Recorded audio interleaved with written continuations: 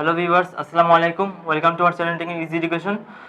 আজকের পর্বে আমরা ষষ্ঠ শ্রেণীর গণিত বই অনুশীলনী 1.3 এর 7 এবং 9 এই দুটি অঙ্কের সমাধান দেখব।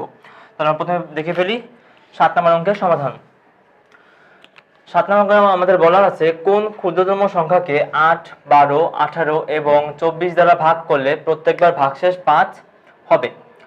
অর্থাৎ আমাদের এবারে এমন একটি সংখ্যা নির্ণয় করতে হবে যাকে ওই সংখ্যাকে যদি আমরা 8, 12, 18 এবং 24 দ্বারা আলাদা করে ভাগ দিই তাহলে প্রতি ক্ষেত্রে 5 করে আমরা ভাগশেষ পাবো। সেটা বের করার জন্য ফার্স্টে আমরা তথ্য যেগুলো দেওয়া আছে সেটা আমরা লিখে ফেললাম যে কোনো ক্ষুদ্রতম সংখ্যাকে 8, 12, 18 এবং 24 দ্বারা ভাগ করলে প্রত্যেকবার ভাগশেষ 5 হবে। তাহলে নির্ণয় ক্ষুদ্রতম সংখ্যাটি হবে, এখানে আমাদের নির্ণয় ক্ষুদ্রতম সংখ্যাটি হবে 8, 12, 18, 24। এই যে চারটি সংখ্যা দেওয়া আছে এই চারটি সংখ্যার লসাগু লঘিষ্ঠ সাধারণ গুণনীয়ক থেকে 5 বেশি। তো সেটা বের করার জন্য ফার্স্টে আমরা এখানে এই চারটি সংখ্যার লসাগু বের করব। চারটি সংখ্যার লসাগু বের করার জন্য এখানে আমরা ইউক্লিডীয় পদ্ধতি অনুসরণ করেছি। তো ইউক্লিডীয় লসাগু অনুসরণ করার জন্য আমরা কি করি, যে সংখ্যাগুলো আমরা লসাগু বের করি সেগুলো আমরা পর্যায়ক্রমে ভাগ করতে থাকি। তাহলে ফার্স্টে আমরা দেখে ফেলি, তাহলে আমরা ফার্স্টে নিলাম এখানে 8, 12, 18, 24। এরপর দেখতে পাচ্ছি এখানে আমরা এখানে খেয়াল রাখবো সবচেয়ে যে ছোট সংখ্যা দ্বারা ভাগ করতে পারি সেটাতে আমরা ভাগ করা শুরু করব, এবং সবচেয়ে ছোট সংখ্যা দ্বারা আমরা যেন যখনই ভাগ করবো যেন সবচেয়ে ছোট সংখ্যাতে ভাগ করি সেটার দিকে খেয়াল রাখতে হবে। তাহলে ফার্স্ট আমরা সবচেয়ে ছোট সংখ্যা 2 দ্বারা ভাগ করতে পারি, তাহলে 2 দ্বারা ভাগ করে এখানে আসছে 4 দুগুণে 8, 6 দুগুণে 12, 9 দুগুণে 18, 12 দুগুণে 24। এরপর দেখতে পাচ্ছি আমরা এখানে এটাকে আমরা যদি 2 দ্বারা ভাগ করতে পারি, 3 দ্বারা ভাগ করতে পারি, কিন্তু 3 দ্বারা ভাগ করলে আমরা বেশি সংখ্যাকে ভাগ করতে পারতেছি, তাহলে আমরা ফার্স্ট এটাকে তাই 3 দ্বারা ভাগ করলাম। তাহলে 3 দ্বারা ভাগ করলে আসছে 4 দ্বারা 4 কে ভাগ করা যায় না, তাহলে 4 4ই থাকতেছে। 6 কে 3 দ্বারা ভাগ করলে আসছে 2, 3 দুগুণে 6, 9 কে 3 দ্বারা ভাগ করলে আসছে 3 3 9, আর 4 কে 3 দ্বারা ভাগ করতে আসছে 4, 12 কে 3 দ্বারা ভাগ করে আসছে 4। এরপরে যাচ্ছে 2 দ্বারা ভাগ করতে পারি, এখানে আমরা 2 দ্বারা ভাগ করলে কি আসছে 2 দুগুণে 4, 2 অক্ষে 2, 3, 3 কে ভাগ করতে পারি, 3 এ থাকলো। এবার 4 কে 2 দ্বারা ভাগ করলে আসছে 2।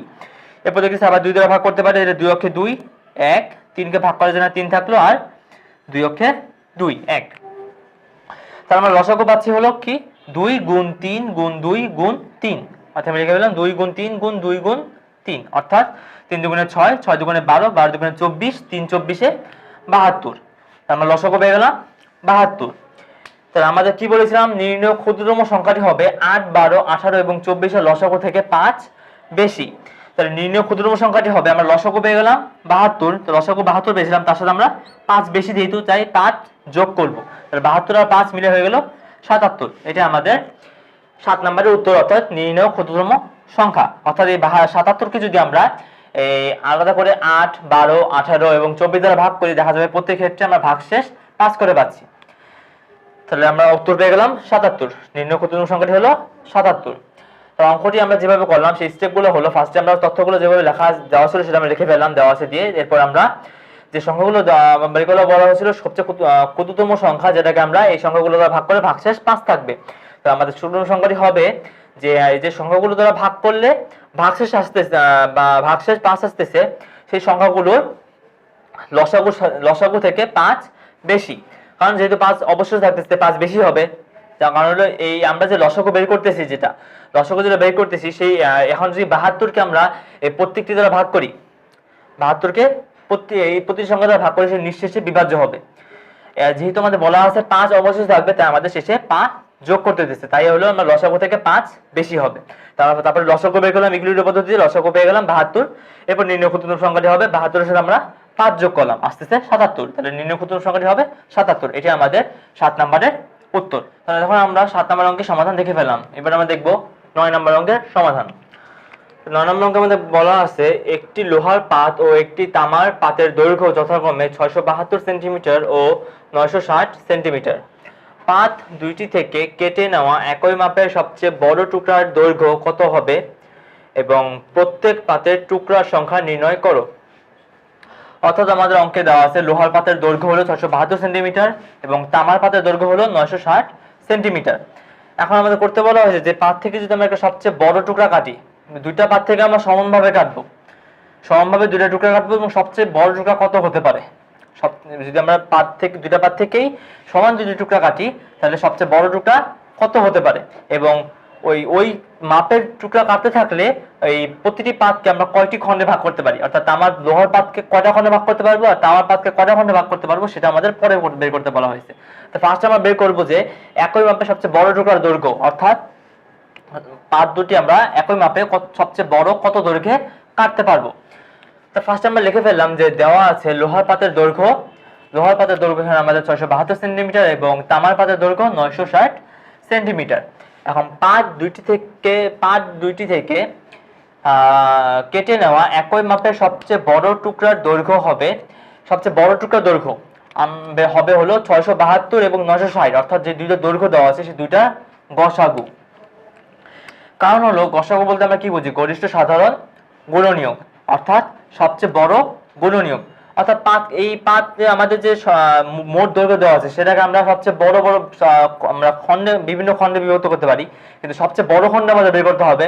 তো সবচেয়ে বড় খণ্ড বিভক্ত করলে সেগুলো গুণনীয়ক লাগবে। অর্থাৎ উদাহরণস্বরূপ বলতে পারি আমরা এইভাবে যে উদাহরণস্বরূপ আমাদের একটি সংখ্যা, আমরা যেমন এখানে একটি সংখ্যাটি বলি, আমরা যে সংখ্যাটিকে এই ভাঙলাম, এখানে সংখ্যাটিকে ভাঙার পর আমাদের বিভিন্ন গুণনীয়ক আসতেছে এখানে।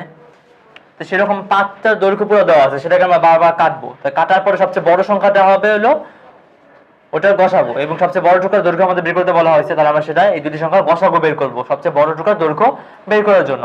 তো এখানে আমরা 672 এবং 960 গসাগু বের করার জন্য মৌলিক গুণনীয়ক পদ্ধতি ব্যবহার করেছি।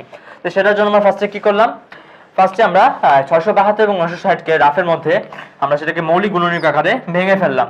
তো 672 কে ফার্স্টে 2 দ্বারা ভাগ করে পেলাম 336, এরপর 2 দ্বারা ভাগ করলাম 168, এরপরও 2 দ্বারা ভাগ করে পেলাম 84, এরপর আবারও 2 দ্বারা ভাগ করলাম পেলাম 42, এরপর 2 দ্বারা ভাগ করে 21, এরপর 3 দ্বারা ভাগ করে 7, এবং আমাদের পরবর্তী সংখ্যা আছে 960 কে 2 দ্বারা ভাগ করে পেলাম 480, আবার 2 দ্বারা ভাগ করে 240, এরপর 2 দ্বারা ভাগ করে 120 কে আবার 2 দ্বারা ভাগ করলাম পেলাম 60 কে 2 দ্বারা ভাগ করলে আসতেছে 30 কে 2 দ্বারা ভাগ করলে আসতেছে 15 কে 3 দ্বারা ভাগ করলে পাবো 5, 3 5 15। তাহলে সেই অনুসারে আমরা লিখলাম 672 এর মৌলিক গুণনীয়ক গুলো হলো, এখানে আছে আমাদের 5টা 2 আর একটা 3 একটা 7, 5টা 2 লিখলাম, একটা 3 একটা 7। আর 960 এর মৌলিক গুণনীয়ক গুলো হলো, এখানে আমরা পেয়েছি 6টা 2 3 5, তাহলে 6টা 2 লিখলাম আর 3 5 লিখলাম। এবার আমাদের গসাগু বের করতে হবে দুই সংখ্যা। গসাগু বের করতে আমরা কি করব, সাধারণ গুণনীয়ক গুলো খুঁজে বের করব। তো সব আমরা বের করে ফেলি। তাহলে 672 960 এর গসাগু হবে, এখান থেকে সাধারণ গুণনীয়ক গুলো নিয়ে আমরা গুণ আকারে লেখার পরে গুণ করে গসাগু বের করব। তাহলে ফার্স্ট আমরা দেখে ফেলি। তাহলে 2 এখানেও আছে, এখানেও আছে, একটা 2 আসলো, এরপরে 2 এখানেও আছে, এখানেও আছে, আরেকটা 2 আসবে, এখানে একটা 2 আছে, এখানে একটা 2 আছে, আরেকটা 2 আসলো, এখানে একটা 2, এখানে একটা 2, আরেকটা 2, এখানে একটা 2, এখানে একটা 2, তাহলে আরেকটা 2 আসতেছে, এরপর এখানে একটা 3, এখানে একটা 3, একটা 3 আসলো, আর কোনো সাধারণ গুণনীয়ক মৌলিক গুণনীয়ক নেই। তাহলে আমরা গসাগু পেয়ে গেলাম কি 2 গুণ 2 গুণ 2 গুণ 2 গুণ 2 গুণ 3, অর্থাৎ 5টা 2 গুণ করলাম এবং একটা 3 গুণ করলাম, আস্তে আস্তে আমাদের এখানে 96। তাহলে 672 ও 960 এর গসাগু পেয়ে গেলাম আমরা। এখানে আমরা কমন সাধারণ গুণনীয়কগুলো নিয়ে আসলাম, তাহলে 5টা 2 পেলাম আর একটা 3 পেলাম, আস্তে আস্তে 96। আমরা আগে বলেছিলাম যে পাত দুটি থেকে কেটে নেওয়া একই মাপের সবচেয়ে বড় টুকরার দৈর্ঘ্য হলো 672 960 এর গসাগু পেলাম 96, তাহলে আমরা লিখতে পারি সবচেয়ে বড় মাপের টুকরার দৈর্ঘ্য হবে 96 সেন্টিমিটার। এরপর আমাদের বের করতে বলা হয়েছে যে প্রত্যেক পাতের টুকরা সংখ্যা নির্ণয় করা, অর্থাৎ আমরা যদি লোহার পাত এবং তামার পাতকে 96 সেন্টিমিটার করে খণ্ডে ভাগ করতে থাকি, তাহলে আমরা লোহার পাত থেকে কয়টা টুকরা পাবো এবং তামার পাত থেকে কয়টা টুকরা পাবো সেটা বের করতে হবে। তাহলে লোহার পাতের টুকরা সংখ্যা হবে হলো, আমরা বের করতেছি এখানে 672, আমাদের মোট দৈর্ঘ্য দেওয়া আছে 672 মোট দৈর্ঘ্য। তো 672 কে আমরা একটা দৈর্ঘ্য দ্বারা ভাগ করতেছি, তাহলে মোট দৈর্ঘ্যকে একটা দৈর্ঘ্য দ্বারা ভাগ করতেছি। তাহলে মোট দৈর্ঘ্য আমাদের 672, এটাকে আমরা একটার দৈর্ঘ্য 96 দ্বারা ভাগ করলাম, তাহলে আমরা সংখ্যা পেয়ে গেলাম 672 যদি 96 ভাগ করে আসছে 7, অর্থাৎ লোহার পাতের টুকরা সংখ্যা হবে 7টি। এবং একইভাবে তামার পাতের টুকরা সংখ্যা হবে কিভাবে, তামার পাতের মোট দৈর্ঘ্য আমাদের দেওয়া আছে 960 সেন্টিমিটার, 960 সেন্টিমিটার। তাহলে আমাদের মোট দৈর্ঘ্য 960 সেন্টিমিটার, আর আমাদের একটা দৈর্ঘ্য হবে 96 সেন্টিমিটার। তাহলে পুরো দৈর্ঘ্যকে আমরা একটা দৈর্ঘ্য দ্বারা ভাগ করলাম, আমরা পাচ্ছি এখানে 10টি। তাহলে আমরা উত্তর লিখে ফেললাম, সবচেয়ে বড় মাপের টুকরা আমরা পেয়ে গেছিলাম 96 সেন্টিমিটার, আর লোহার পাতের টুকরা সংখ্যা হলো 7টি বের করলাম, আর তামার পাতের টুকরা বের করলাম 10টি। এটা আমাদের 9 নম্বরের উত্তর। তাহলে অঙ্কটা আমরা কি করলাম, এই স্টেপগুলো আগে বলি আমরা। আমাদের ফার্স্টে দেওয়া ছিল যে লোহার পাতের দৈর্ঘ্য এত, তামার পাতের দৈর্ঘ্য এত। এরপর আমাদের প্রশ্ন বলা আছে পাত দুটি থেকে কেটে নেওয়া একইভাবে সবচেয়ে বড় টুকরা দৈর্ঘ্য কত হবে, এবং সেটা হবে হলো এই দুইটা দৈর্ঘ্যের যে দুইটা দৈর্ঘ্য দেওয়া আছে এই দুইটা দৈর্ঘ্যের থেকে আমরা যে গসাগু পাবো সেটাই হবে নির্ণয় বড় মাপের দৈর্ঘ্য। তো সেই অনুসারে আমরা 672 এবং 960 গসাগু বের করলাম।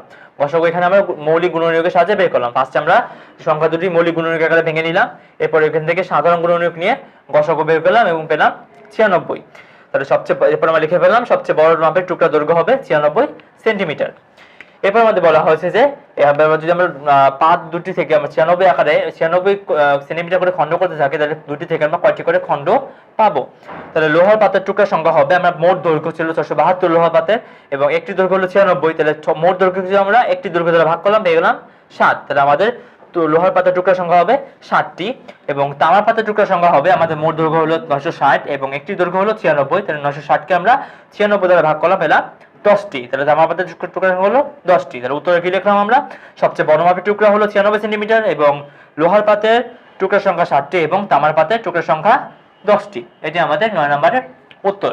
তাহলে বন্ধুরা আজকের পর্বে আমরা অনুশীলনী 1.3 এর 7 এবং 9 এই দুটি অঙ্কের সমাধান দেখে ফেললাম। এর পরবর্তী পর্বে এই অনুশীলনী অন্য কোনো অঙ্কের সমাধানে চলে আসবো। সেই পর্যন্ত সবাই ভালো থেকো, সবাইকে অসংখ্য ধন্যবাদ। আল্লাহ হাফেজ।